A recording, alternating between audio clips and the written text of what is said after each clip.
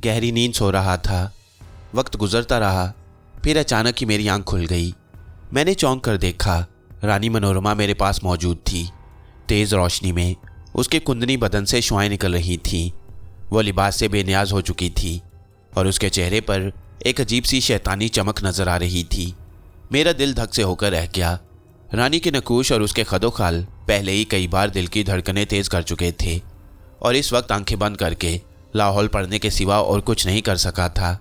मगर अब तो लाहौल पढ़ने से भी शैतान नहीं भाग रहा था। मनोरमा की सांसें मेरे चेहरे से टकरा रही थीं। मैंने ज़मीन पर कोहनियाँ टकाकर उठने की कोशिश की, लेकिन एक जानिब लुढ़क कर रह गया। वो अजीब से बदमस्त लहजे में बोली, तुम चिंता मत करो, सब कुछ मुझ पर छोड़ दो। रानी मनोरमा प्लीज़ अपने आप को संभालो, मैं इस जाल में नहीं फंसना चाहता। देखो रानी मनोरमा, मेरे लिए ये सब कुछ बहुत खतरनाक होगा। देखो, मेरी मदद करो। कैसे कठोर हो तुम, कैसी पाप की बातें कर रहे हो, कैसे सुंदर, कितने शानदार हो। और फिर मैं तो तुम्हें बता चुकी हूँ, मैं तो प्यासा सागर हूँ, ना जाने कब की तरसी हुई। मेरा प्रेम पति मुझे कब का भूल चुका है। हाय राम, मुझे अपने करीब आने दो, अपना प्यार दो मुझे, मैं प्रेम प्यासी हूँ। वह बिल्कुल ही बदमस्त हो गई थी और मैं उसकी सरमस्तियाँ ना रोक सका। फिर मेरा जहन भी उस शैतानियत का शिकार हो गया। इंसान था, कहाँ तक मुदाफ़ियत करता, और वो भी ऐसे हालात में। मेरी आंखें बंद हो गईं। मैं किसी जुम्बिश के काबिल नहीं था, चुनाचे शैतानियत का शिकार हो गया और वक्त गुजरता रहा। मनोरमा रात के किसी हिस्से में उठकर मुझसे फासले पर चली गई और मैं अजीब सी ज़हनी कैफियत का शिकार अपनी जगह पड़ा रहा। मुझे अपने बाजू पर किसी कुलबुलाहट का सा एहसास हुआ और मैं आंखें फाड़ फाड़ कर उधर देखने लगा। फिर मेरी निगाहें हैरत से फैल गईं। वो तावीज़ जो हकीम साहब ने मुझे दिया था और जो मेरे बाजू पर बंधा हुआ था, खुद ब खुद अपनी गिरह खोल रहा था और फिर वो आहिस्ता आहिस्ता रेंगता हुआ मेरे बाजू से नीचे उतर गया। मैं बखूबी उसे देख सकता था। वो किसी सांप की तरह लहराता हुआ एक सिमत जा रहा था और फिर वो मेरी निगाहों से ओझल हो गया। अनोखी बात थी, मैं फटी फटी आंखों से उसे देखता रहा। मेरे जहन को शदीद झटका लगा। अचानक मुझे एहसास हुआ कि ये क्या हुआ है। हाँ, अब इस तावीज़ का मेरे बाजू पर रहना मुनासिब नहीं था। मैं गलाजत का शिकार हो गया था।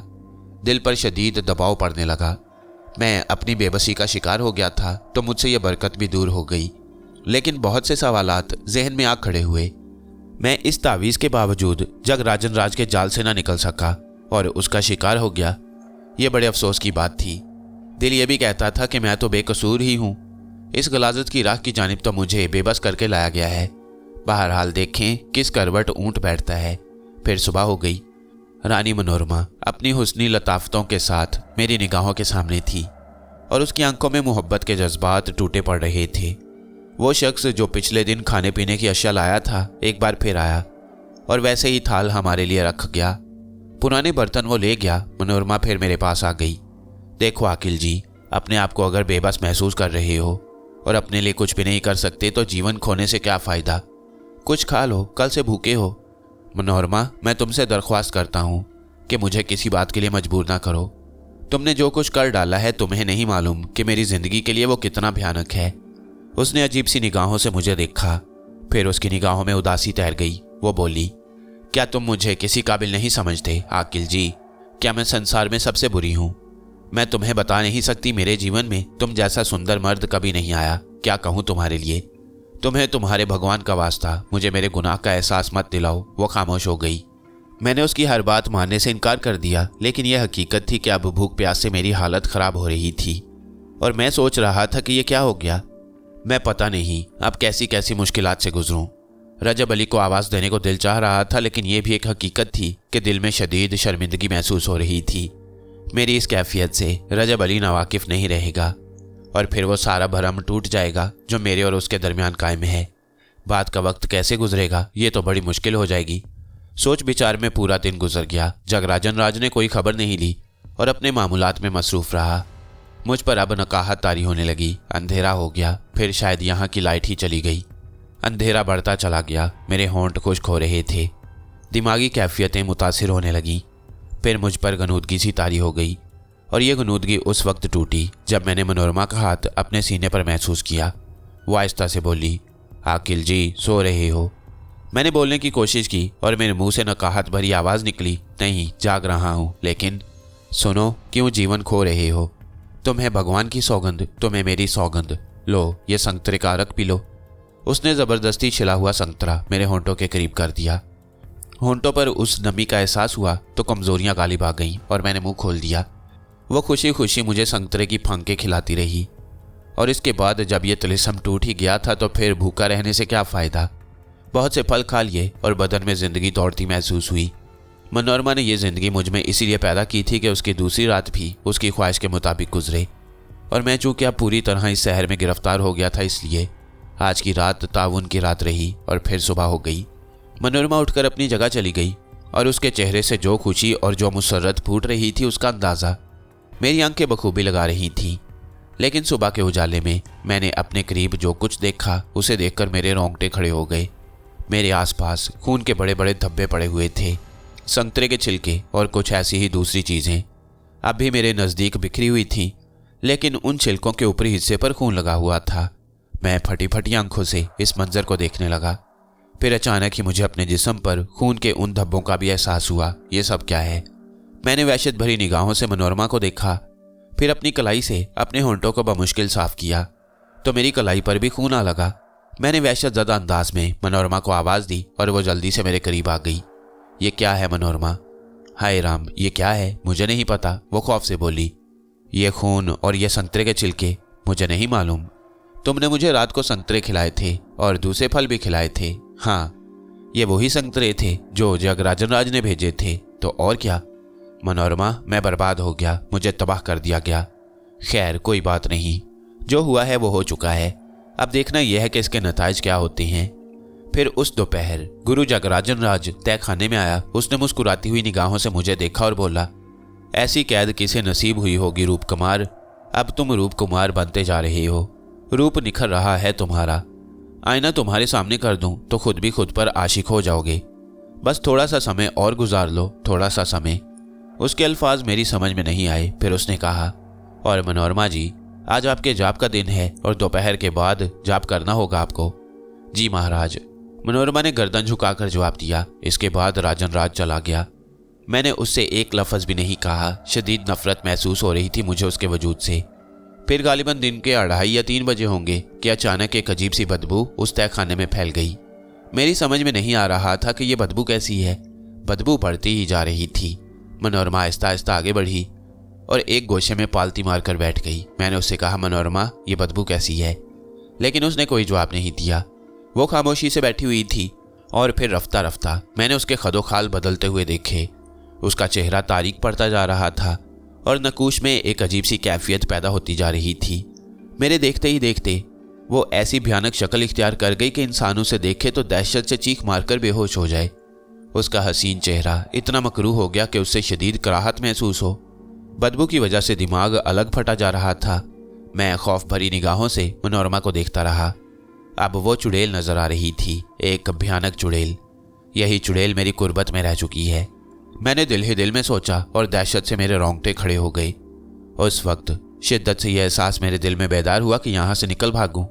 मैंने पूरी कुव्वत से उन जंजीरों को अपने जिस्म से अलहदा करने की कोशिश की जो नज़र नहीं आ रही थी, लेकिन इस कोशिश को निहायत आसानी से कारगर होते देखकर मैं हैरत ज़दा रह गया।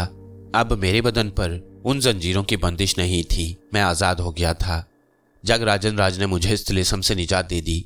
मैं फुर्ती से उठकर खड़ा हो गया। इस बदबू से बचने का बेहतरीन तरीका यह था कि मैं इस तहखाने से बाहर निकल जाता, लेकिन तहखाने के दरवाजे के दूसरी जानिब जो वसी और इस कमरा था उसमें कुर्सी पर जगराजन राज बैठा हुआ नजर आया।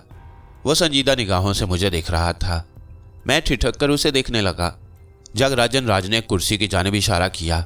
बैठो और आराम से बैठकर मेरी बातें सुनो। मैं तुम्हारा गुलाम नहीं हूँ, समझे? मैंने उसीले लहजे में कहा। हाँ, मैं जानता हूँ। बेशक तुम अभी मेरे गुलाम नहीं हो, लेकिन बहुत जल्द वो समय आ जाएगा। कौन सा समय?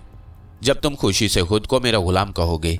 तुम्हारी ये ख्वाहिश कभी पूरी नहीं होगी राजन राज, मैंने जहरीले लहजे में कहा। सुनो, वो उंगली उठाकर बोला। बैठ जाओ, आराम से बातें करेंगे। मैं तुम्हारा इंतज़ार कर रहा था। मैंने एक लम्हे के लिए कुछ सोचा और फिर उसके इशारे पर बैठ गया। उसने मुतमईन अंदाज में गर्दन हिलाई, फिर बोला, तुम्हारी आज़ादी तुम्हारी किसी कोशिश से हुई है? क्या मतलब? मैंने पूछा। अगर तुम दोबारा उस तय खाने में चले जाओ तो बदबू से तुम्हारा दिमाग खराब हो जाए, तुम्हारे दिमाग की सारी नसें फट जाएं, मर जाओगे एक लम्हे में। इसलिए मैंने तुम्हारी बंदिश ख़त्म की। हाँ, मुझे इसका अंदाज़ा है, जो हकीकत है उससे इनहराफ नहीं कर सकता। मैं हर कीमत पर तुम्हारा जीवन चाहता हूँ, हालांकि मैं तुम्हारा दुश्मन हूँ। दुश्मन? वो हंसा, फिर बोला, हाँ, एक कमज़ोर दुश्मन। इस वक्त तुम ये कह सकते हो। क्यों ना कहूँ, मैंने तुम्हें फतह किया है, तुम्हें नीचा दिखा दिया है। मैं हंसने लगा, फिर मैंने कहा, तुम्हें यकीन है राजन राज? तुम्हें अंदाज़ा हो जाएगा। ठीक है राजन राज, इसमें कोई शक नहीं है कि तुमने मुझे एक गंदगी में मुलविस कर दिया है, लेकिन वो मेरी मजबूरी थी। वैसे एक सवाल करना चाहता हूँ तुमसे। ज़रूर करो। बेचारी मनोरमा को तुमने क्यों अजाब में गिरफ्तार कर लिया है? उसने मुझसे इनहराफ किया था, उसने मेरी शख्सियत को ठुकरा दिया। तब मैंने उसे मजबूर कर लिया कि वो खुद अपनी आग में जल जाए, वो हर शख्स को अपनाने के लिए मजबूर हो जाए। ये एक कमीनगी है। तुम सुनाओ, तुम्हें मेरी ये कमीनगी पसंद आई या नहीं? उसने मुस्कुराते हुए कहा, मैं तुम पर लानत भेजता हूँ। तो फिर मेरी तरफ से एक खुशखबरी भी सुन लो। ये लानत तुम मुझ पर बार बार भेजोगे। क्या मतलब? जिस तरह रानी मनोरमा अपने वजूद को हर एक के हवाले करने को तैयार हो जाती है, उसी तरह अब तुम भी अपने सारे इक़दार खो बैठोगे और सड़क के कुत्ते बन जाओगे। शायद तुम ऐसा ना कर सको। क्या चैलेंज है मेरे लिए? वैसे तुम्हें बता दूं, ऐसा होगा। मैं इसका बीज बो चुका हूं। बीज? हाँ, जो फल तुमने अपने शरीर में उतारे हैं वो फल ना थे। तुम्हें खुद इसका अंदाजा होगा। वो खून भरे फल थे, और वो खून। राजन राज खूब जोर जोर से हंसने लगा, फिर बोला, जाओ स्नान कर लो। इस हुलिये में बाहर जाओगे तो लोग तुम्हें खूनी समझेंगे। मेरा सर चकराने लगा। उस वक्त वाकई बड़े अजीबोगरीब एहसासात ने घेर लिया मुझे। मैं महसूस कर रहा था कि राजन राज पूरी तरह से मुझ पर हावी हो चुका है और उसके मजबूत जाल से निकलना मेरे लिए मुश्किल काम है। बड़ी अजीब सी कैफियत हो गई। मैं ये भी सोच रहा था कि अपने तौर पर मैं कसूरवार नहीं हूँ। मैंने जानबूझकर कोई गलती भी नहीं की है, बस ज़रा ज़रूरत से ज़्यादा खुद एतमादी का शिकार हो गया था। अगर रजब अली के सहारे यहाँ तक पहुँचता तो इस बात के इम्कानात थे कि अगर कोई ऐसा ही मुश्किल वक्त आ जाता कि मैं अपनी मुदाफ़ियत ना कर पाता तो रजब अली मेरा साथ देता। अगर गलती हुई थी तो बस इतनी सी। बाहर तो और मुश्किल में फंस गया था। राजन राज ने कहा, किस सोच में पड़ गए महाराज? सोच रहा हूँ राजन राज कि तुमने वाकई आर्जी तौर पर मुझ पर फतह हासिल कर ली है। आर्जी तौर पर नहीं बच्चू, अब तुम पूरी तरह मेरे जाल में जकड़ चुके हो। तुम मुझसे क्या चाहते हो राजन राज? रूप कुमार बनाना चाहता हूँ तुम्हें। क्या मतलब है तुम्हारा? मतलब यही है कि दीन धर्म की बातें छोड़ दो, मेरे पैरोकार बन जाओ। तुम वाहिद शख्सियत हो जिसे मैं ये मौका दे रहा हूँ, वरना तुम जानते हो कि हज़ारों ऐसे हैं जो मेरे जूते उठाने पर आमादा हैं। मगर तुम्हारा एक अलग मुकाम है मेरी निगाह में। मैं भी थोड़ा सा पागल हूँ, जिस बात को सोच लेता हूँ वो मन में घर कर जाती है। अगर तुम पूरी तरह मेरे साथी बन जाओ, फिर तुम्हारे ज़रिए मैं वो काम करूँगा जो किसी और के ज़रिए मुमकिन ना हो। मुझे कम अज़ कम इतना तो बताओ कि वो काम क्या होगा। अभी से क्यों जानना चाहते हो? फैसला भी तो करना होगा राजन राज कि जो कुछ तुम चाहते हो वो मेरे लिए किस नौयत का हामिल होगा। वो किसी सोच में डूब गया, फिर बोला, असल में मेरे मन में इवन कार्लोस के खिलाफ एक चिता सुलग रही है। ये चिता इससे पहले तुम्हारे खिलाफ थी, लेकिन अब दूसरे नंबर पर इवन कार्लोस है। मैं मानता हूँ उसने कुछ ऐसे जाल फैलाए हुए हैं जो मेरी समझ में नहीं आए हैं, लेकिन मैं उसके सारे जालों को तोड़ना चाहता हूँ। कैसे? तुम्हारे ज़रिए। गोया तुम मुझे उसके खिलाफ इस्तेमाल करना चाहते हो। हाँ, लेकिन वो बुरा आदमी नहीं है राजन राज, ये तो तुम सोचते हो। तुम्हारा उससे आखिर क्या झगड़ा है तुम खुद अच्छी तरह जानते हो। मैं कैसे जानता हूँ? तुम्हें मालूम है। और अगर तुम मुझे बेवकूफ़ समझते हो तो ये तुम्हारी भूल है, मेरी नहीं। ज़रा बताओ राजन राज, ताकि मुझ पर यह राज खुल जाए। क्या तुम लोग अपने धर्म के इल्म सीखने के लिए नहीं निकले हो? क्या इवन कार्लोस ने यह नहीं कहा है तुमसे कि काले धर्म के मुकाबले पर तुम ऐसे ज्ञान सीखो जिससे काले जादू का नुकसान पहुंचाया जा सके? हाँ, उसने ये कहा था और तुम निकल पड़े थे। हाँ, और तुमने कुछ सीख भी लिया। नहीं, कुछ खास नहीं। जितना भी सीखा है, असल में मेरा तो काम ही ये है। मैं तुम्हारे सीखे हुए को मलियामेट करना चाहता हूँ। वो तुम कर चुके हो राजन राज। तजुर्बा किए बिना कैसे यकीन कर लूँ? क्या मतलब? अब हर चीज़ का मतलब नहीं बताया जा सकता, उसने कहा। फिर भी राजन राज, बेवकूफ़ी की बातें मत करो। मैंने उन सबको जिन्हें इवन कार्लोस ने इस काम पर लगाया है नज़र में रखा हुआ है। एक एक ससरे से निमट लूँगा, शबलीसियत का खात्मा कर दूंगा, ये मेरा मान है। और इसके बाद इवन कार्लोस पर हाथ डालूंगा, उसे बंदर की तरह नचाऊंगा।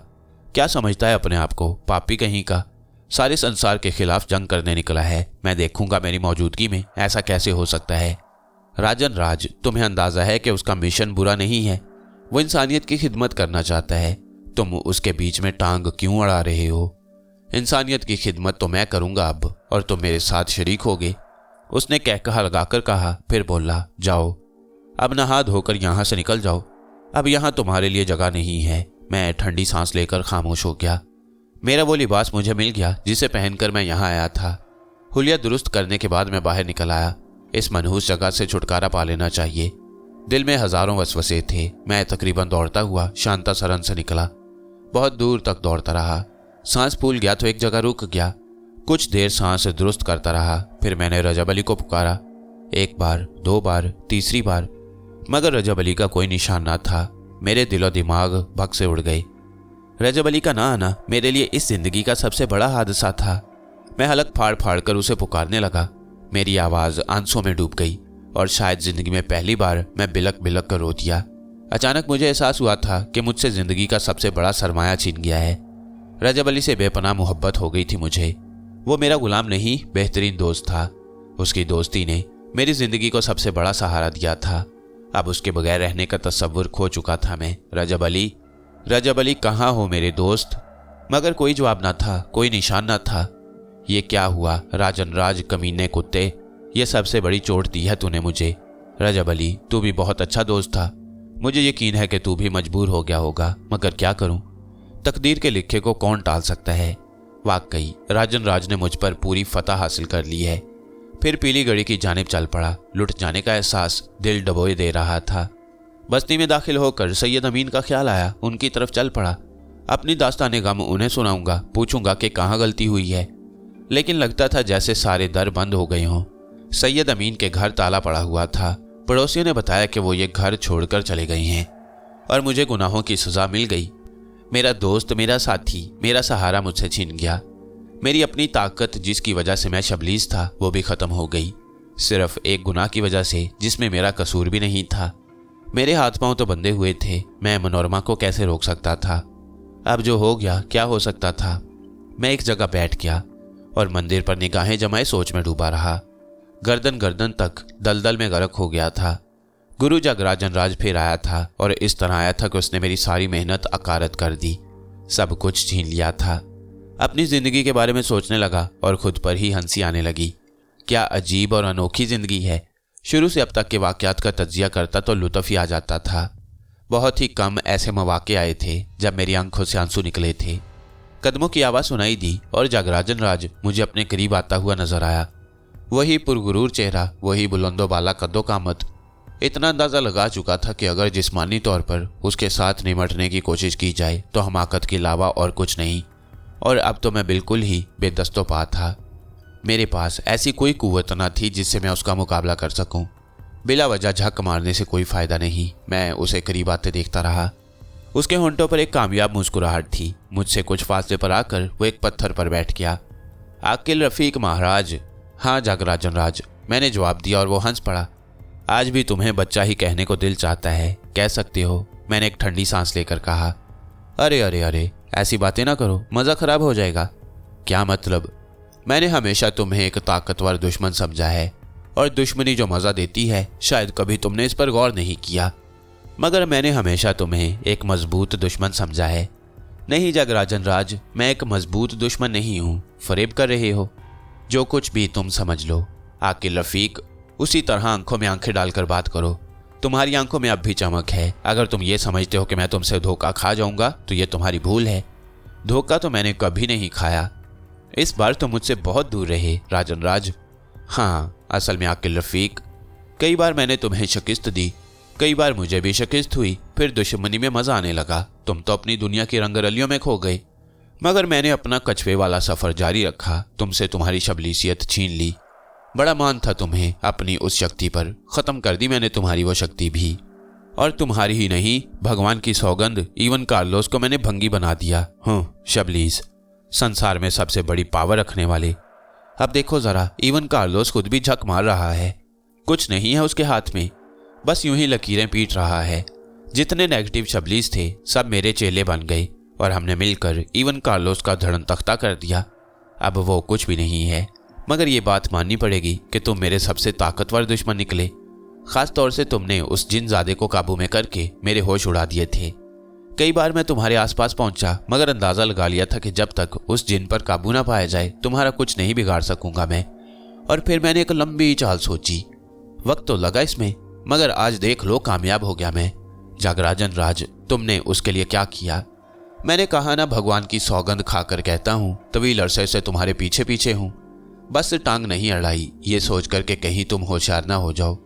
तुम मुझे भूल गए, मगर मैं अपने दुश्मन को कैसे भूल सकता था? तुमने जो कुछ भी किया मैंने खामोशी से आंखें बंद रखी, तुम्हें करने दिया। किसी को अगर शक्ति मिल जाए तो उसकी शक्ति का इतना बड़ा मान मानो कि उसे गुरूर हो जाए खुद पर। शक्ति छीनने के लिए किसी दूसरे को रास्तों से भटका देना ही सबसे बड़ी सियासत होती है। तो मैंने यही किया। तुमने सोच लिया कि अब तुम्हारे रास्ते में कोई रुकावट नहीं है, और फिर मैंने फायदा उठाया। बहरहाल हमने उस पर काबू पा लिया, और फिर उसे बोतल में बंद रखने के बाद क्या रह जाता था? तुम ना शबलीस हो, और अब तुम्हारे पास और भी कोई शक्ति नहीं है। कैसी रही? हाँ, वो जो कहते हैं कि अपने किए का कोई इलाज नहीं होता, मैंने कहा, और जागराजन राज ने कह लगाया। फिर बोला, बिल्कुल ठीक कहा। असल में संसार में तरह तरह के लोग होते हैं। कुछ तो वो होते हैं जिन्हें संसार से कोई गर्ज ही नहीं होती। अपना जुल पानी किया, लंबी तान ली, सुबह को उठकर फिर जीवन के कामों में मसरूफ हो गए। कुछ वो होते हैं जिन्हें इक़्तिदार का शौक होता है, उनके रास्ते अलग होते हैं। और कुछ वो होते हैं जो थोड़ा बहुत पाकर बहुत जानते हैं और उसी बहुत को बहुत कुछ समझ लेते हैं। बहरहाल हम तो ये कहते हैं कि जो कुछ भाग में लिखा होता है हो जाता है। अब तुम कहो, मैं क्या कहूँ? अरे नहीं नहीं, कुछ तो कहो आकिल जी महाराज, वह तंजिया लहजे में बोला। जागराजन राज, मुझसे कोई सौदा कर सकते हो? हाँ, कर सकते हैं, उसने फराग दिली से कहा। तो फिर बेहतर है कि हम सौदे की बात करें। जो तुम कहो। वैसे आकिल जी महाराज बड़े ढीले नजर आ रहे हो। मैं खुद भी थक गया हूँ राजन राज। हम तुम्हें कहाँ थकने देंगे? नहीं जगराजन राज, मैं बहुत थक गया हूँ। सारी थकन दूर कर देंगे तुम्हारी, जो जीवन देंगे तुम्हें कि अब तक जो कुछ करते रहे हो उसे भूल जाओगे। क्या किया है तुमने संसार में? मारे मारे फिरते रहे हो, संसार के दुख बांटते रहे हो, और खुद कोई ठौर ठिकाना नहीं है तुम्हारा। तुम नहीं समझोगे इस बात को जगराजन राज, तो समझाओ ना। किसी एक दुखी इंसान को जिंदगी की खुशियां दे देना कितना बड़ा काम है। शायद तुमने इस बारे में कभी नहीं सोचा। मैंने कहा, सोचा है आकिल रफीक, लेकिन भगवान के काम अपने हाथों में क्यों लेते हो तुम? मतलब ये कि तुम्हारा धर्म भी कहता है भगवान ने संसार बनाया, वो उसकी तकदीर का मालिक है। संसार वासियों के लिए उसका मन जो चाहे वो करता रहता है। अरे तुम कौन होते हो किसी को खुशियां या गम देने वाले? भगवान के काम भगवान जाने, तुम मनुष्य के काम करो। नहीं, मेरे धर्म की बात करते हो जागराजन राज, तो फिर ये समझ लो कि मेरे धर्म में तो यही कहा गया है कि इंसान का इंसान पर पूरा हक है। अल्लाह भी उस वक्त खुश होता है जब तुम उसकी मखलूक के काम आओ। तो फिर काम आओ भाई, हम कब मना करते हैं? मैं तुमसे सौदे की बात कर रहा था। हाँ, हालांकि देखना यह है कि घाटे का सौदा कौन करता है। अब क्या है तुम्हारे पास? किसी काबिल नहीं, लेकिन हम फिर भी तुमसे सौदा करने को तैयार हैं। चलो पहले ये बताओ कि तुम क्या चाहते हो? राजन राज, मैं तुमसे मुआफ़ी मांग लूँगा। तुम्हारे खिलाफ मैंने जो कुछ भी किया है बहालत मजबूरी किया है, बल्कि एक तरह से मैंने सिर्फ अपना बचाव किया है। हमले तो तुम ही करते रहे हो, लेकिन फिर भी मैं चाहता हूँ कि मेरे और तुम्हारे रास्ते अलग अलग हो जाएं। ना तुम मुझसे कोई सरोकार रखो, ना मैं तुम्हारा रास्ता काटूँ। मर गए राजन राज का रास्ता काटने वाले, तुम हो क्या चीज़ आकिल रफ़ीक? अरे वो तो बस एक थोड़ी सी कमज़ोरी थी जिसने तुम्हें बड़ा बना दिया। हम कहीं भी कमज़ोर नहीं थे आकिल रफ़ीक, हम तो इस संसार के सरताज हैं, समझ रहे हो ना? तुमने बड़ा समय ज़ाया कर दिया हमारा, तुम्हारे ही ज़रिए पाना चाहते हैं। मेरे ज़रिए? हाँ, तुम्हारे ज़रिए। वो कैसे? करेंगे, इस बारे में भी बात करेंगे तुमसे। पहली बात तो तुमने ये कही कि हम तुम्हारा रास्ता छोड़ दें, परंतु ये बात मंजूर नहीं है हमें। अब तुम दूसरी बात कहो। तो तुम आखिर चाहते क्या हो? क्या मुझे कैदी बनाकर रखना चाहते हो? नहीं तो फिर? नहीं, हम जो चाहते हैं वो तुम्हें बता देंगे। पहले तुम अपनी दूसरी इच्छा बताओ। रजब अली को आज़ाद कर दो, उस जिन को। हाँ। अरे भाई, पागल समझते हो? राजन राज ने उसे आज़ाद कर दिया तो फिर हमारी आज़ादी खराब हो जाएगी। तुम लगे रहोगे हमारे पीछे? नहीं, वादा करता हूँ ऐसा नहीं करूँगा। और तुम ये भी देख चुके हो कि अब तक मैं सिर्फ अपने ही काम करता रहा हूँ, और वो भी बस ऐसे ही बेतुके काम। मैं तुम्हारे पीछे क्या लगूंगा? मगर ऐसा हो नहीं सकता। जहाँ तक तुम उसकी आज़ादी की बात करते हो तो हम उसे आज़ाद किए देते हैं। तुम्हारी बात मान लेंगे, ठीक है, चलो आज़ादी दे देंगे उसे, आगे बोलो। बस इसके अलावा मैं और कुछ नहीं चाहता, मैंने कहा। और जगराजन राज हंसने लगा, फिर बोला, बहुत चालाक हो भाई, इसमें कोई शक नहीं है, और हमने तो ये बात मानी है। नहीं जगराजन राज, इसमें भला चालाकी की क्या बात है। आतिशी मखलूक मिट्टी की मखलूक पर भारी पड़ती है। तुमने अब तक जो कुछ किया है हम सब कुछ देखते रहे हैं अपनी आंखों से, मगर भाई अब ऐसा ज़रा मुश्किल है, समझ रहे हो ना तुम। उसे तो खैर आज़ाद कर देंगे, मगर तुम अपने लिए और कुछ बताओ।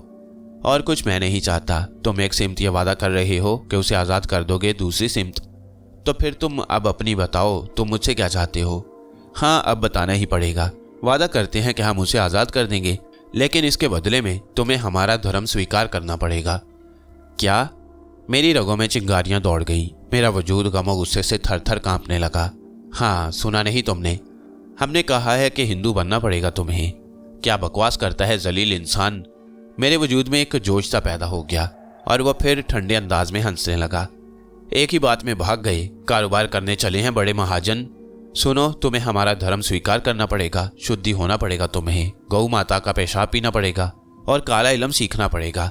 हम तुम्हें अपना चेला बनाएंगे, लेकिन तुम्हारी जिम्मेदारियां पूरी करने के बाद सबसे पहले तुम्हें शुद्धि होना पड़ेगा, अपना धर्म छोड़ना पड़ेगा। मेरे दिल में नफरत का तूफान उमड़ रहा था। मैंने गुस्सीले लहजे में कहा, जगराजन राज, कभी किसी मुसलमान से वास्ता नहीं पड़ा है भाई, कहना क्या चाहते हो। खुशकिस्मती है हमारी कि अल्लाह ने हमारे दिलों में ईमान का जो जज्बा रखा है ना, अगर हमारी कुव्वत इरादी उस पर भी हावी हो जाए तो यकीनन हम भटक जाएं। लेकिन हमारा सहारा उसने अपने हाथों में रखा है। हम अपने माँ बाप के लिए गाली सुन लेते हैं, लेकिन अगर ईमान का एक ज़र्रा भी हमारे सीने में मौजूद है तो हम अपने अल्लाह और उसके रसूल सल्लल्लाहु अलैहि वसल्लम के लिए कुछ बुरा नहीं सुन सकते। उस वक्त हमारा दिलो दिमाग सब उसी के ताबे होता है और हमारी दिली आरज़ू ये होती है कि जिसने हमारे मज़हब, हमारे दीन को गाली दी, हम उसे इस संसार से, इस दुनिया से मिटा दें। अगर हमारा खून ठंडा हो गया है तो हम अपने लिए दुनिया की हर बुराई बर्दाश्त कर सकते हैं, लेकिन अपनी मसाजिद की बेहुरमती से हमारे दिलों में वो ठंडा खून इस तेज़ रफ्तारी से गर्दिश करने लगता है कि हम सिर्फ जान देना और जान लेना ही सबसे बेहतर अमल समझते हैं। जलील साधु, हिंदू धर्म जो कुछ भी हो, हम उसके बारे में कुछ नहीं कह सकते, लेकिन तेरा धर्म तो हिंदू धर्म भी नहीं है, हर मज़हब में ज़ात का पैरोकार भी नहीं है। मैं दावे से कहता हूँ कि तेरा हिंदू धर्म से भी कोई ताल्लुक़ नहीं है। अरे वाह रे वाह, जी खुश कर दिया भगवान की सौगंध। सच कहता है तू, हमारा अपना भगवान ज़रा अलग है। वो भगवान नहीं है हमारा जो आसमानों में बैठा है। हमारा भगवान हमारे मन में है, हमारी मुट्ठी में है, और उस जगह है जहाँ का तू अभी तसव्वुर भी नहीं कर सकता। मान ली हमने तेरी बात, परंतु हम तो तुझे अपने धर्म में ले जाना चाहते हैं। जितनी बार कहो उतनी बार तुम पर और तुम्हारे धर्म पर लानत भेजने के लिए तैयार हूँ। तो ठीक है भाई, तैयार हो जा, हम कब मना करते हैं। यही तो हमारा तेरा मुकाबला है आकिल रफ़ीक। ठीक है, मैं जानता हूँ कि इंसान अपनी जैसी तमाम कोशिशें कर लेता है, और जब वो अपनी तमाम कोशिशों में नाकाम हो जाता है तो फिर आसमानों की जानिब देखता है, उन सहारों के लिए जो आसमानों में उसके पास मौजूद हैं। मैं तेरी सूरत पर थूकता हूँ, जिंदगी ही जाएगी ना मेरी, सो खुशी से कुर्बान कर दूंगा। जहाँ तक बेचारे रजब अली का मामला है तो उसका निगहबान भी वही है जो उसका खालिक है। मैं इससे ज़्यादा और क्या कोशिश कर सकता हूँ। गलती हो गई मुझसे, मुआफ़ी मांगूंगा। और एक बात सुन ले, ज़िंदगी बाकी है और उसका हुक्म नहीं है मेरी ज़िंदगी के खात्मे के लिए, तो मुआफ़ी मिल जाएगी मुझे। सच्चे दिल और सिद्क़े दिल से अपने गुनाहों का कुफ़ारा अदा करूँगा, और तू अपनी शैतानी कुव्वतों के साथ फिर भी नाकाम और नामुराद रहेगा। समझा जगराजन राज? जा, मेरा तेरा हर मुआहिदा ख़त्म हो गया। तो फिर तू भी सुन ले आकिल रफ़ीक, ये संसार तेरे लिए नर्क ना बना दूं तो मेरा नाम भी राजन राज नहीं है। समझ ले, अब संसार में तेरे लिए दुखों के सिवा और कुछ नहीं होगा। बेबसी और बेकसी से जगह जगह मारा मारा फिरता रहेगा, कुत्तों का जीवन जिएगा तू। और मैं उस समय का इंतज़ार करूंगा जब तू मेरे सामने आकर कहेगा, राजन राज मैं हार गया, मुझे पनाह दे अपने साए में। सुना तूने? उस समय का इंतज़ार करूंगा मैं। ये रहा तेरा रजब अली, देख ये रहा। उसने अपने लिबास से एक बोतल निकाली जिसमें रजब अली बेबसी और बेकसी से कैद था। मैंने निगाहें उस पर से हटा ली। अपने दोस्त, अपने साथी को मैं इस अंदाज में नहीं देख सकता था। जगराजन राज ने कहा, आ मेरे साथ। कहाँ? आ जा, जहाँ मैं इसे आज़ाद कर दूँ वहाँ तू इसे देख लेना। मैं उठ खड़ा हुआ। मैंने कहा, ये बोतल मुझे दे दे जगराजन राज। आजा आजा, इसका भी मौका मिलेगा तुझे। वो बोला और आगे बढ़ गया। सिर्फ रजब अली के लिए मेरे कदम उठ गए थे। मेरा दोस्त, मेरा मोहसिन, मेरा साथी मुसीबत में गिरफ्तार था। न जाने जगराजन राज क्या करने जा रहा है। मैं उसके पीछे पीछे चल पड़ा। खासा फासला तय किया और उस खंडरनुमा इमारत के अकब में एक गंदा जौहर देखकर मैं रुक गया। पता नहीं बदबख्त क्या करने जा रहा है। बोतल उसके हाथ में थी। उसने जौहर के किनारे रुककर मुझे देखा और बोला, तो ये आज़ादी मिली तेरे दोस्त को? उसने बोतल फिजा में उछाल दी और मेरे हलक से एक भयानक चीख निकल गई। बोतल जौहर में जा गिरी थी। कीचड़ से भरा हुआ गंदा जौहर जिसमें गलाजतों के अंबार पड़े हुए थे और कीड़े मौजूद थे। रजब अली को उस जौहर में फेंक दिया गया और मेरे ख्याल में रजब अली की कहानी खत्म हो गई थी। मेरे अंदर जुनून सा ऊद आया और मैंने जगराजन राज पर वैश्याना अंदाज में छलांग लगा दी। लेकिन बेसूद मैं उसके बदन से गुजरता चला गया। ऐसा ही लगा था जैसे हवा से गुजर गया हूँ। वो अपनी जगह खड़ा हुआ हंस रहा था। और कोशिश कर, और कोशिश कर, मेरी शक्ति से टकराने चला है पापी, हथियारा, कमीना कहीं का। चलता हूँ, ख्याल रखना जब भी कभी मुझे आवाज़ देनी हो। जो कुछ मैं कह रहा हूँ वही करना। गंदगी का एक थोड़ा सा हिस्सा उठाकर अपने मुंह में रख लेना और जब वो गंदगी तेरे मुंह में घुल जाए तो मुझे आवाज़ देना। कहना, गुरु महाराज, आपका चेला आपकी सेवा में हाजिर होना चाहता है, मैं आ जाऊँगा। और इसके बाद मेरे और तेरे दरमियान फिर से बातचीत हो जाएगी। अचानक ही वो मेरी निगाहों से गुम हो गया। मैं जौहर के किनारे बैठ गया और मेरे हलक से दिलदोज़ आवाज़ें निकलने लगीं। मेरे दोस्त, मेरे साथी, काश इतनी खूबसूरत ज़िंदगी गुजारने के बाद हमने ये धोखा ना खाया होता। रजब अली, मैं तुझे कभी नहीं भूल सकूँगा। और फिर मैं इस तरह बिलक बिलक कर रोया कि शायद ज़िंदगी में कभी इस तरह रोने का तसव्वुर भी नहीं किया था। मेरा दिल टुकड़े टुकड़े हो गया था। रजब अली, मेरा भाई, मेरा दोस्त, वही मेरा सब कुछ था अब इस दुनिया में। लेकिन वो नहीं रहा। मैं भला उसे कहाँ तलाश कर सकता था, सवाल ही नहीं पैदा होता था। बहुत देर तक वहाँ बैठा रहा। इसके बाद गमो अंधों में डूबा हुआ वहाँ से चल पड़ा। बेकार था, सब कुछ बेकार था। दिल चाहा कि खुदकुशी कर लूं, लेकिन खुदकुशी भी हराम होती है। हराम व हलाल। मैं अपने आप पर हंसने लगा। अब भी हराम व हलाल का तसव्वुर रखते हो अपने दिल में आकिल रफ़ीक? जब भी कभी तुमने गलत कार्यों की जानिब कदम बढ़ाए, जब भी कभी औरत के जाल में गिरफ्तार हुए, इन्हीं मुसीबतों से दो चार हुए। लेकिन अब क्या करोगे? घूमते रहो इस दुनिया में, तलाश करते रहो अपने लिए सुकून, कभी नहीं मिलेगा। गलतियों की सज़ा मिलती है। इसके बाद मैंने एक रास्ते का तयन किया। मंजिल का तो कोई तस्वुर ही जहन में नहीं था, बस चलना था। चलता रहा। दिलो दिमाग में धुआं भरा हुआ था। ना जाने क्या क्या तस्वुरात दिल में आ रहे थे। मैं किस कदर बेसहारा हूँ। जिंदगी में क्या कुछ नहीं किया, लेकिन हकीकत यह है कि पाया कुछ नहीं। ऐसा क्यों हुआ है? क्या मुस्तकिल गलत राहों का राही रहा हूँ? गलत फैसले किए हैं? क्या कहा जा सकता है? इतना सफ़र कर लिया था कि अब सर में चक्कर आने लगे, हाथ पांव छल हो रहे थे। थकन इस तरह सारे वजूद पर मुसल्लत थी कि बदन फोड़े की तरह दुख रहा था। आगे बढ़ने की हिम्मत साथ छोड़ गई तो अपनी जगह बैठ गया। कुर्बो जवार में कुछ नहीं था, बस वीराने, बिल्कुल ऐसे ही वीराने जैसे मेरी ज़िंदगी में थे। सही मायनों में ये वीराने मेरी ज़िंदगी की तस्वीर पेश करते थे। गलती किससे हुई थी? लोग अपने तौर पर ज़िंदगी गुजारते हैं और शुरू से लेकर आखिर तक का सफ़र तय कर लेते हैं। लेकिन मैंने क्या किया है? ना वालिदैन का कसूर नजर आता था, ना किसी और का। बस तकदीर ही को दोष दे सकता था, कोई भी जगह कैसी भी हो। मेरे लिए अब सब कुछ एक जैसा था, चुनाचे वहीं लेट गया। कुछ नकाहत भी तारी हो रही थी। नींद आ गई। ना जाने कब तक उसी नींद में डूबा रहा। फिर ये एहसास हुआ जैसे कोई नमी सी मेरी गर्दन और रुखसार पर तैर रही है। एक खड़खड़ाहट सी अपने पास महसूस हुई। हैरान होकर आंखें खोलनी तो एक इंतहाई बदनुमा और बदशक्ल जानवर को अपने पास पाया। भेड़िया था शायद, कुछ समझ में नहीं आ सका। लेकिन मेरे बदन में जुम्बिश महसूस करके मेरा दुश्मन या तो खौफजदा हो गया या बिफर गया। उसके हलक से एक खौफनाक गुर्राहट निकली और मेरे हलक से दहशतनाक चीख। इससे पहले कि मैं संभलता उसने मुझ पर हमला कर दिया और मेरे बाजू में अपने दांत काट दिए। मेरे हलक से दिलदोज़ चीख आज़ाद होने लगी और मैं उससे बचने के लिए जद्दोजहद करने लगा। मेरी खौफनाक चीख धाड़ ने उसे खौफजदा किया और वो थोड़ा सा पीछे हट गया। मैं अपनी जगह से उठ गया। वो मेरे सामने ही मुझ पर ताक लगाए बैठा हुआ था। करीब ही एक पत्थर नजर आया तो मैंने उसे उठाकर उस पर दे मारा। पत्थर उसके सर पर लगा।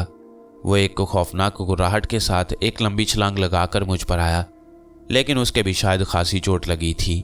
ज़मीन पर उसने 2-3 कलाबाजियां खाईं और इसके बाद मुंह फाड़े एक जानिब दौड़ता चला गया। मेरे बाजू का गोश्त उधड़ गया था और उसमें शदीद तकलीफ हो रही थी। वो खौफनाक दरिंदा तो भाग गया, लेकिन मैं अजियत में गिरफ्तार हो गया। मैं चीखता हुआ दौड़ने लगा। खून ने पूरे बदन को भिगो दिया और मेरे उस जख्म में ऐसी जलन हो रही थी कि बस समझ में नहीं आता था कि क्या करूं। फिर काफ़ी दूर तक दौड़ता हुआ एक जगह पहुंचा। यहाँ कुछ दरख्त नजर आ रहे थे और उन दरख्तों के नीचे एक छोटा सा चश्मा उबल रहा था। मैं उस चश्मे में गिर पड़ा। मैंने अपने जख्म को ठंडे पानी में डुबो दिया और मुझे थोड़ा सा सुकून महसूस हुआ। आह, बदबख्ती का दौर। जिंदगी की खुशियां खत्म हो गई थीं। समझ में नहीं आ रहा था कि क्या करूं। काफ़ी देर तक अपने जख्म पर पानी बहाता रहा। इसके बाद लिबास ही का एक टुकड़ा फाड़ा और बड़ी मुश्किल से अपने जख्म पर कस लिया। बस जिंदगी का लुत्फ ही आ रहा था। वो दरख्त किसी अजीब सी चीज़ के थे और उनके फल टूटे हुए नीचे पड़े थे, गुलाबी रंग के बड़े बड़े फल, जिनके बारे में यह अंदाज़ा नहीं था कि कौन सी हैं। लेकिन जिस शख्स को ज़िंदगी से कोई दिलचस्पी ना हो, उसे भला इस बात की क्या फ़िक्र कि कोई चीज़ नफ़ा पहुंचाती है कि नुकसान। मैंने फल उठाए और उन्हें खाने लगा। खासे फल मैदे में उतार कर मज़ीद सुकून महसूस किया। दिल से कराहें उभर रही थीं और ये कराहें आवाज़ की शक्ल में खारिज हो रही थीं। फिर चारों तरफ देखा और वहाँ से आगे बढ़ गया। खून काफ़ी बह चुका था और ज़ख्म शदीद तकलीफ़ दे रहा था, लेकिन कुछ नहीं कर सकता था। एक बार फिर सफ़र करने लगा और फिर आहिस्ता आहिस्ता रात होती चली गई। इर्द गिर्द पहाड़ी टीले बिखरे हुए थे और मैं माहौल से बेपरवाह और बेखबर बस चल रहा था। फिर शायद हवा सी जवाब दे गई और मैं ज़मीन पर बैठ गया। एक ठंडी सी चट्टान पर रुखसार रखकर मैंने आंखें बंद कर ली। दुनिया और माफिया मेरे लिए कुछ नहीं रहे थे। ना जाने कब तक इसी अंदाज में बेखबर पड़ा रहा। फिर ये महसूस हुआ जैसे भयानक जानवर मेरा ताक़ुब करता हुआ दोबारा मुझ तक पहुंच गया हो। अचानक ही माथे पर नमी महसूस हुई थी और मेरी आंखें दहशत से खुल गई थीं। मेरे हलक से एक खौफनाक धार निकली और इसके साथ ही मैंने एक नुस्वानी आवाज़ भी सुनी। ये नुस्वानी आवाज़ भी चीख की शक्ल में थी। फिर एक मर्दाना आवाज़ सुनाई दी। क्या हुआ हसीना बेटी, क्या हुआ? पता नहीं। नर्म और नाजुक आवाज़ उभरी और मैं अपने मुंतशिर जहन को संभालने की कोशिश करने लगा। तब मैंने उस दरमियाने सी शक्ल सूरत की लड़की को देखा। नौजवान थी, सांवली थी, मामूली सा मोटा छोटा लिबास पहने हुए थी, लेकिन उसके अकब में जो शख्स नमूदार हुआ था वो ज़बरदस्त कद्दो कामत का मालिक था। चेहरे पर दाढ़ी, बड़ी बड़ी आंखें, सर पर कपड़ा बंधा हुआ था। ढीला ढाला लिबास पहने हुए अंदर आया था। हसीना, क्या हुआ?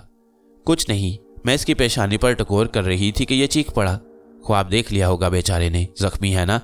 उम्र सीधा शख्स की आवाज़ उभरी और वो मेरे पास आ बैठा। अब कैसी तबीयत है मियाँ? जी, कैसे हो अब?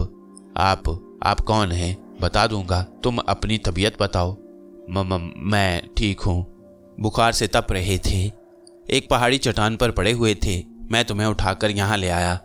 सरसामी कैफियत तारी थी तुम पर। गालिबन कोई सयाह हो, किसी जानवर ने जख्मी कर दिया है, अंदाज़ा यही होता है। जी, मैंने अपने जख्म को देखा। अच्छी तरह पट्टी कसी हुई थी। मोहम्मद शख्स ने कहा, फिक्र न करो, मैंने जहरीले जरासीम ख़त्म कर दिए हैं। तकलीफ़ तो बेशक रहेगी अभी, लेकिन अब यह ज़ख्म ख़राब नहीं होगा। आप कौन हैं? मेरा नाम रहीम है और ये मेरी बेटी है, हसीना है इसका नाम। आप बता चुका हूँ कि तुम ज़ख्मी उन चट्टानों पर पड़े हुए थे, मैं उठा लाया।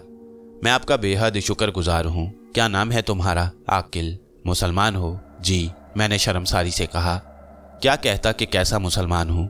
रहीम ने कहा, तुम्हारे बारे में फिर सुनूंगा। हसीना, जाओ दूध ले आओ। जी अब्बू, वो बोली और वहाँ से चली गई। रहीम मेरे पास बैठ गया। वह मुझे गहरी निगाहों से देख रहा था। शक्लो सूरत से पढ़े लिखे मालूम होते हो। बस हालात का मारा हुआ हूँ। नहीं बेटे, अपने आप को कभी नहीं कोसते। अगर कुछ भी हो जाता है वो तकदीर का एक हिस्सा होता है, लेकिन बहरहाल इंसान गुनाहों का एक पुतला है। हाँ, अगर तौबा कर ले तो ज़ात इलाही रहमत करती है। अपने आप को कोसने के बजाय अपने लिए दुआ मांगो, जो कुछ भी होगा बेहतर होगा। मैंने फीके से अंदाज में हंसकर गर्दन हिलाई। इतनी देर में लड़की वापस आ गई। उसने एक बर्तन मेरे सामने कर दिया। बड़े से प्याले में गरम गरम दूध था। भाप उठ रही थी। किसी तकल्लुफ़ का सवाल ही नहीं पैदा होता था। मैंने वो दूध कबूल कर लिया और फिर उस वक्त तक ना रुका जब तक प्याला खाली ना कर दिया। रहीम ने मुस्कुराते हुए कहा, और मंगवाऊं? नहीं शुक्रिया, आपने मुझ पर बेगर्ज एहसान किया है। हाँ, तुम इसे एहसान समझ लो। मैं क्या कहूँ और क्या ना कहूँ। बहरहाल मैं समझा नहीं। समझा दूंगा, जल्दी क्या है। हाँ एक बात तो बताओ। जी, कहीं जाना है? कहाँ? ये तो तुम ही जानते हो। अगर आपका कहना यह है कि मेरी कोई मंजिल, कोई जगह है, तो ऐसी कोई जगह नहीं। कुछ नहीं पूछूंगा तुमसे तुम्हारे बारे में, जब तक कि तुम बताना पसंद नहीं करोगे। मैं यहाँ से जाऊँ? अरे क्यों? आप, मेरा मतलब है। नहीं बेटे, खुदा के भेजे हुए मेहमान हो, भला ऐसी आसानी से मैं तुम्हें कब छोड़ूंगा। मैं तो ये सोचता हूँ कि शायद अब इस दुनिया के किसी फर्द से मेरा कोई राब्ता नहीं होगा, लेकिन कुदरत ने एक मेहमान भेज दिया है। कुछ दिन तो मेरा साथ दो। मेरा कोई मसला नहीं है, मगर आपको तकलीफ होगी। अगर मुझे कोई तकलीफ होगी तो मैं तुमसे साफ गोई से उसका इजहार कर दूंगा। जब तक मुझे कोई तकलीफ ना हो तुम आराम से यहाँ रहो। तुम्हारा जख्म भी ठीक हो जाएगा और थोड़ी सी तवानाई भी आ जाएगी तुम्हारे बदन में। बस ये सोच रहा था मैं कि कहीं तुम्हें फौरी तौर पर जाना तो नहीं है। नहीं जनाब। ठीक है, अगर गुफ्तगू करने से तकलीफ हो रही है तो आराम करो, बाद में तुमसे बात होगी। आओ हसीना, मुअम्मर शख्स ने कहा और वहां से निकल गया। अब मैंने उस जगह का जायजा लिया। पहाड़ी चट्टानों के छोटे छोटे पत्थर चुनकर एक कुटिया सी बनाई गई थी। लेकिन ये तारुकुल दुनिया शख्स कौन है? क्या यहाँ ये सिर्फ अपनी बेटी के साथ रह रहा है या इसके और अहले खानदान भी हैं? जहाँ तक मेरा अंदाज़ा था वो जगह तो इस काबिल नहीं थी कि इंसान वहाँ रहे। हो सकता है आसपास कोई और आबाद हो, यही हो सकता है। बहुत देर तक उसके बारे में सोचता रहा। माजी की यादें कमबख्त किसी काले तूफान की तरह दिमाग पर यलगार कर रही थीं, जबकि मैं उनसे बचना चाहता था।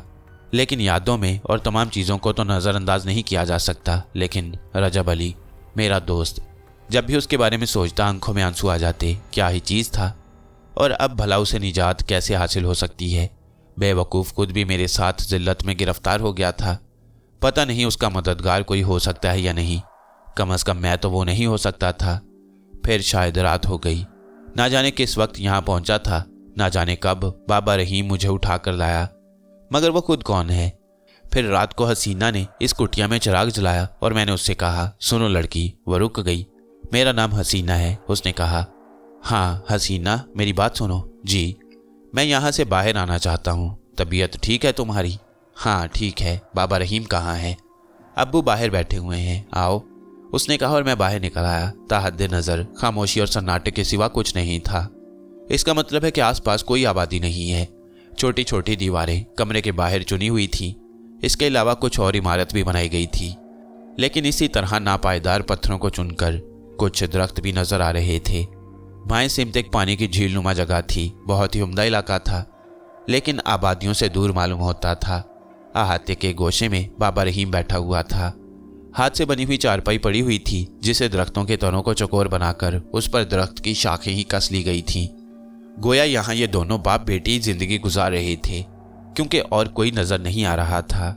रहीम मुझे देखकर उठ खड़ा हुआ। अरे अरे, तुम क्यों बाहर निकल आई? ठीक तो हो? हाँ बाबा रहीम, आप बिल्कुल ठीक हूँ। आओ बैठो बैठो। अगर भूख लग रही हो तो हसीना ने रोटियां पकाई हैं, एक सब्जी भी तैयार की है हमने, मंगवा दूं?